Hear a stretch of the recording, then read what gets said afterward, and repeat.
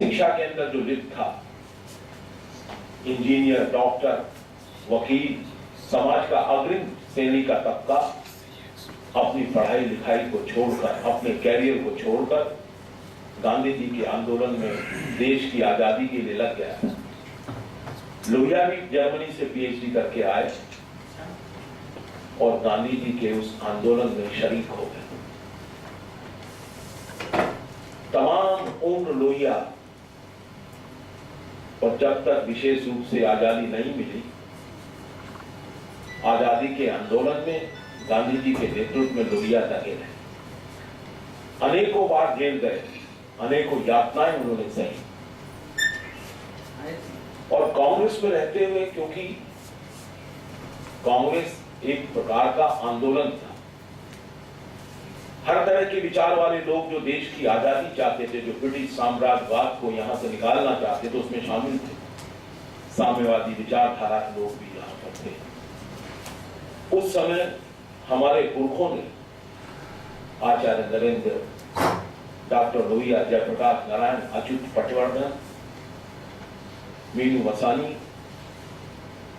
इन लोगों ने मिलकर कांग्रेस पार्टी के अंदर ही ये कांग्रेस सोशलिस्ट पार्टी सीएसपी की स्थापना वहां पर करी थी। जिस समय देश का आजादी मिलने लगी, उस समय दुर्भाग्य से बड़ा प्रश्न हिंदुस्तान के सामने खड़ा हो गया, हिंदुस्तान के विभाजन का। दो राष्ट्रों की थ्योरी से हिंदुस्तान पाकिस्तान आजादी के साथ ही दोनों चीजें भी जुड़ गई। तब डॉक्टर लोहिया के सामने प्रश्न आया कि देश की आजादी, आज देश जिस अखंडता के लिए हम लड़ रहे थे, आज वो टूट रहा है। गांधी जी के साथ जो 2-3 लोग उस कांग्रेस वर्किंग कमेटी में मुखर रूप से उस भारत पाक विभाजन के विरोधी थे, उसमें डॉक्टर लोहिया, जयप्रकाश उसमें प्रमुख लोगों में। एक और आजादी का रंग था कि डॉक्टर लोहिया को उस समय के कांग्रेस पार्टी के नेता पंडित जवाहरलाल नेहरू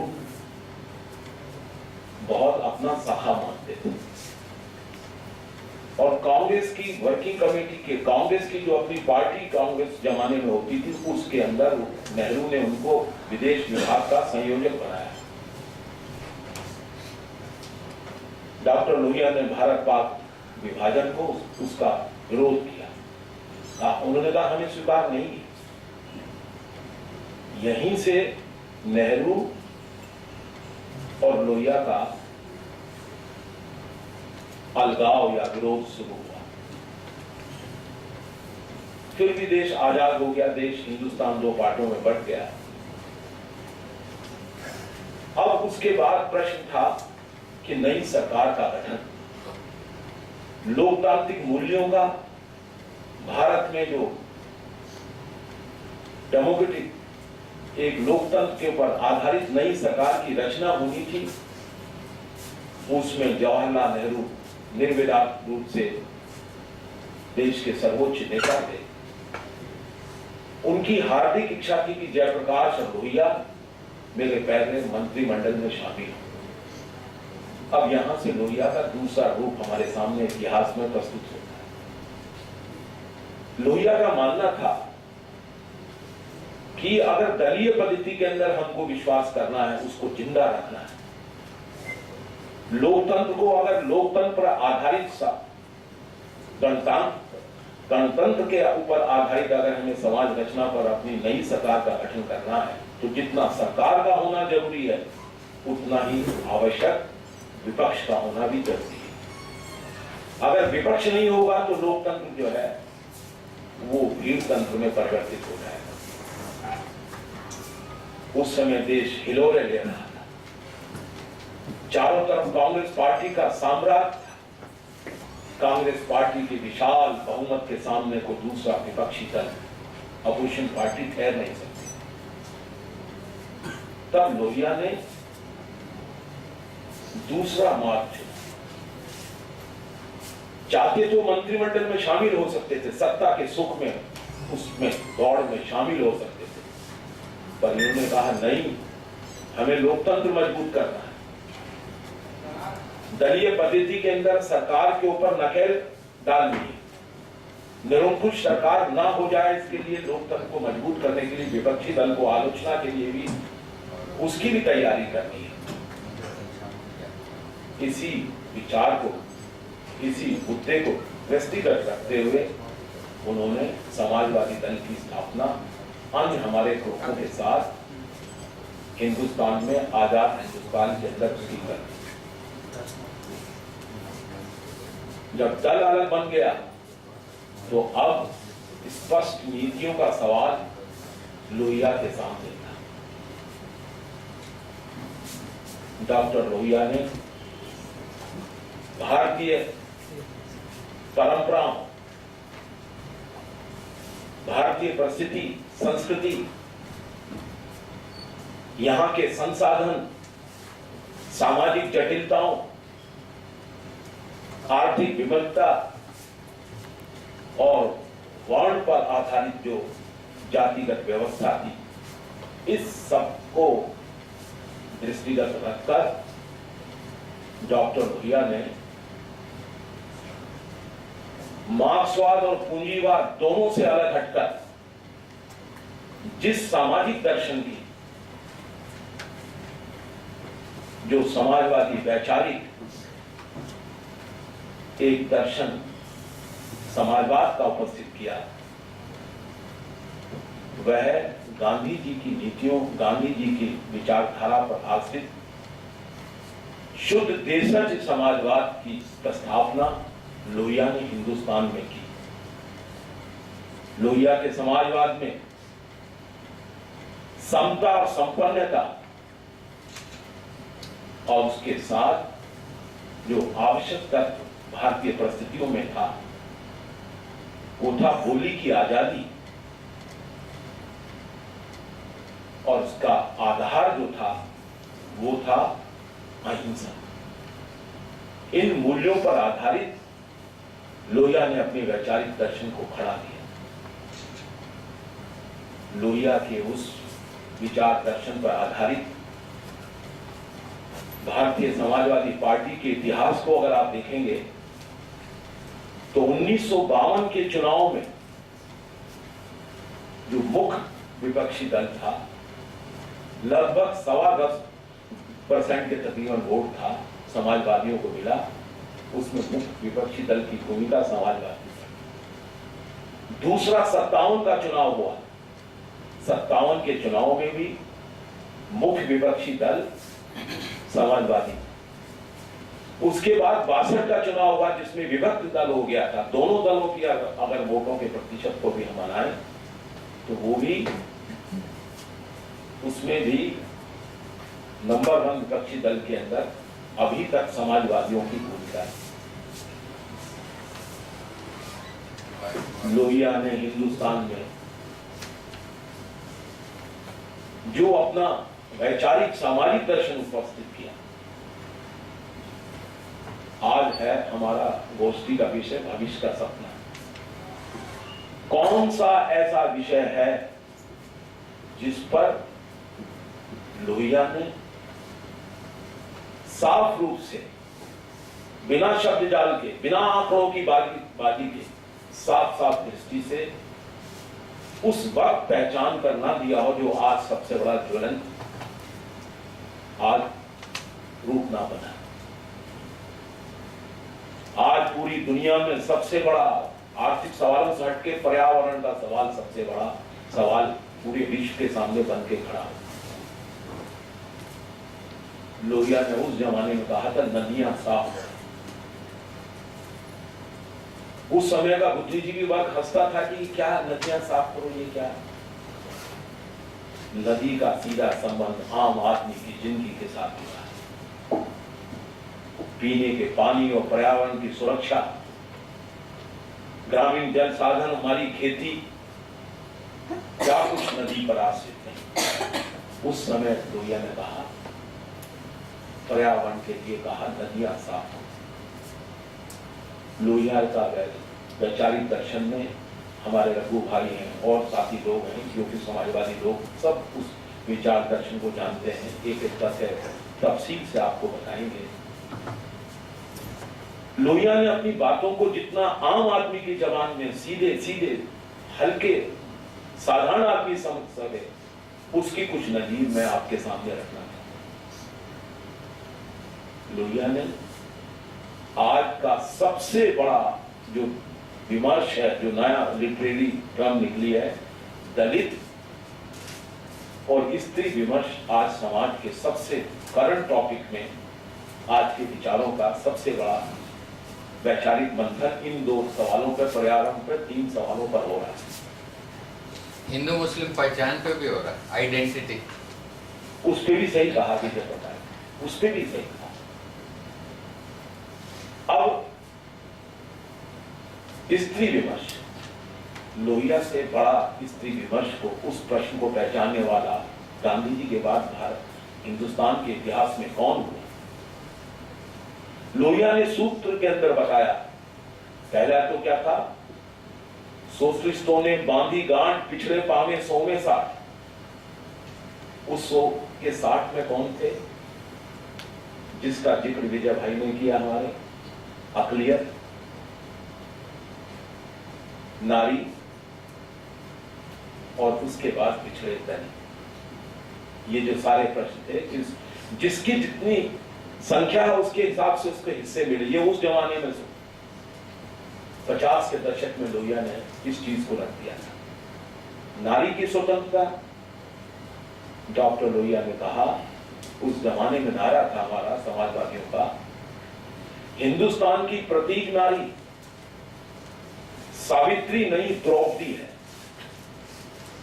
अभी विजय प्रताप जी यहां बैठे हैं, उनका लड़कपन मैंने देखा है। दिल्ली यूनिवर्सिटी की कोई एक दीवार ऐसी नहीं थी, या विशेष रूप से गर्ल्स कॉलेज वहां नहीं थे, जिस पर 60 के दशक में यह ना लिखा जाता हो कि हिंदुस्तान की प्रतीक नारी सावित्री नहीं द्रौपदी है। क्यों? लोहिया ने द्रौपदी को बुद्धि का, संघर्ष का, चेतना का, उसका प्रतीक बनाया, मानकर कहा कि योनि सूचिता ही केवल मात्र नारी की पवित्रता का भाव नहीं है, उसका कर्म, उसका संघर्ष, उसकी आजादी उतना ही आवश्यक है। डॉक्टर लोहिया ने उस जमाने के अंदर नारी, हिंदू मुसलमान का जिस प्रश्न का जवाब जिक्र हमारे विजय ने किया,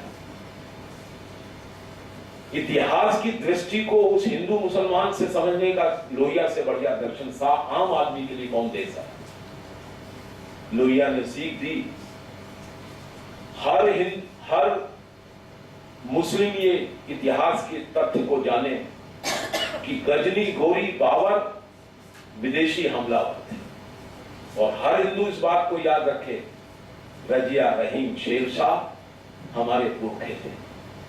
इतिहास में लड़ाई हिंदू और मुसलमान की नहीं, इतिहास में लड़ाई देसी और परदेशी की। ये प्रश्न डॉक्टर लोहिया ने उस वक्त वहां पर उठाया। डॉक्टर लोहिया ने बुनियादी सिद्धांत जो हिंदुस्तान की सामाजिक जटिलताओं में, जो जाति पर आधारित था, उस अपने में कहा था कि वर्ग और वर्ण दोनों एक साथ जुड़े हुए हैं। हमारे मार्क्सवादी भाई अभी तक, अब थोड़ा थोड़ा उनको भी अकल आने लगी है, केवल वर्ग संघर्ष तक ही सीमित थे कि दुनिया में केवल लड़ाई मजदूर और गरीब और अमीर की लड़ाई है, बाकी कुछ नहीं। पर भारतीय संदर्भों में डॉक्टर लोहिया ने कहा कि जितनी बड़ी लड़ाई एक गरीब और अमीर की है, वो सीधी सीधी हिंदुस्तान में वो वाल्मीकि और ब्राह्मण की जुड़ी हुई लड़ाई है। वर्ग और वर्ण दोनों जुड़े हैं। डॉक्टर लोहिया ने उस चीज को भी उस जमाने के अंदर रखा। डॉक्टर लोहिया की सप्त क्रांति, जिसमें वर्ग का, वर्ण का, दुनिया की असमानताओं का, सिविल नाफरमानी का, भारतीय भाषाओं का, इन सारे उन प्रश्नों को रखा था जो जिनके आधार पर शोषण का आधार पूरी दुनिया के अंदर बनता है। डॉक्टर लोहिया का सपना था कि विश्व मानव की एक सरकार की कोई इस जो क्षेत्रीय सरकारें हैं, राष्ट्रीय आधार पर जो विश्व मानव है उसकी विश्व मानव की किसी तरह की कोई अंकुश उसके ऊपर ना लगता है। और डॉक्टर लोहिया ने इन सब चीजों को कितने गहन सोच विचार, गंभीर अध्ययन, मनन, अनुभव के आधार पर बनाया था। मात्र सत्ता तक नहीं, भारतीय दर्शन, संस्कृति, इतिहास, लोहिया का कि वो किताबें अगर आप पढ़ें, सगुण देखो, कृष्ण, राम श्री कृष्ण, सच, यानी जितने उनके पंकट में 20 अगर आप देखेंगे कि जितना मौलिक चिंतन भारतीय प्रतीकों में लोहिया ने उसको रखा है, सुंदरता रखा है। और ये लोहिया की देन थी कि हिंदुस्तान का बड़े से बड़ा उस समय का कलाकार, कवि, लेखक, पत्रकार, कोई ऐसा आदमी बचा नहीं था जो लोहिया के साथ जिसका तारतम्य जुड़ा था। आज पूरी दुनिया जानती है, दुनिया का सबसे बड़ा चित्रकार मकबूल खुदा हुसैन है, जिसकी एक एक कलाकृति अब 200 करोड़ रुपए के अंदर पूरे विश्व में बिकती है। और ये मकबूल खुदा हुसैन लोहिया के संपर्क में आकर हैदराबाद चला गया। वहां लोहिया के अनुयायी बद्री शाह पित्ती के घर पर रहकर लोहिया की इच्छा अनुसार इसने वहां पर रामायण की रचनावली हुसैन ने की, जिसको प्यार से डॉक्टर लोहिया हुसैनी रामायण कहते हैं। रामायण की उस रचनावली पर पूरा रामायण का चित्रण मकबूल खुदा हुसैन ने वहां पर किया। जो डॉक्टर लोहिया जो रामायण मेला चित्रकूट में लगाते थे, उनकी रामायण का राम किसी हिंदू का राम नहीं था, किसी वर्ग पर, जाति पर, मजहब पर आधारित नहीं था। मर्यादा पुरुषोत्तम वाला राम, जिसके अंदर जो उसका पालन करे सभी को प्रेरणा देने वाला उनका राम बनता है। आज विजय ने जिक्र किया था आपके सामने हिंदू मुस्लिम के सवाल। डॉक्टर लोहिया का जिस विषय पर नेहरू से, कांग्रेस पार्टी से सबसे अंत का जो सबसे बड़ा विवाद हुआ था वो भारत पाक, उस पर डॉक्टर लोहिया की किताब है guilty man of India's partition. Hindustan में भारत पाक विभाजन पर कोई एक किताब ऐसी नहीं छपी जिसमें उस पुस्तक का वर्णन या जिक्र ना होता, रेफरेंस ना दिया गया। भारतीय जनता पार्टी से अभी निकले हुए जसवंत सिंह साहब ने जिना पर अपनी एक पुस्तक का निर्माण किया। उसका मूल आधार तथ्यों को खोजने में वो हमेशा लोहिया की पुस्तक का उसका आधार है। लोहिया ने economics after Marx, will to power, wheel of history, जो उनका इतिहास चक्र पुस्तक है, सभ्यताओं के उत्थान पतन, सभ्यताओं की इतिहास से मनुष्य की त्रासदियां, उसका समाधान डॉक्टर लोहिया ने उन सारे विषयों के ऊपर बड़े विस्तार से उस चीज को लिखा है। केवल मात्र सत्ता नहीं, लोहिया ने निराशा के कर्तव्य को भी गिनाया है। इस पुस्तक को पढ़ने पर आदमी कितना भी विपरीत परिस्थितियों में हो, निराशा का शिकार हो, उसका भी अपना एक नियम है, उसके भी अपने अनुशासन है, उस पर भी लोहिया ने लिखा। अनेकों ग्रंथ, उनकी पुस्तकाएं हमारे सामने हैं। मैं, क्योंकि बहुत सारे वक्ता लोग हैं, कहना चाहता हूं कि जो लोकतांत्रिक भविष्य है हमारा, पूरी दुनिया की आजादी का, नागरिक आजादी का, मनुष्य की आजादी का है, उसमें बोली और रोटी के प्रश्न को उसकी समसामयिकता के साथ लोहिया ने एक एक प्रश्न को जो उठाया था, वो इतिहास के गर्भ से 100% सत्य होते थे। हिमालय बचाओ, उस जमाने के अंदर जो लोहिया ने नारा दिया था, वो आज सकाट के रूप में हमारे सामने वो सारी परिस्थितियां जिनके कारण उन्होंने उस उस विचार की रचना की थी वो वैसे की वैसे स्पष्ट हो गई। लोहिया कथनी और करनी के कितना सामंजस्य रखने वाले थे, ये भी हमारे लिए एक बहुत आदर्श की नजीर उपस्थित करती है। लोहिया के कोई परिवार नहीं था, बीवी बच्चे रिश्तेदार नहीं थे, दर नहीं, घर नहीं, बैंक खाता नहीं। और लोहिया के बारे में लोग जानते हैं कि जिस समय सर्दी शुरू होती थी तो जिस स्टेशन या जिस कार्यकर्ता के घर पर लोहिया होते थे वो उनके गर्म कपड़े बनवा देता था।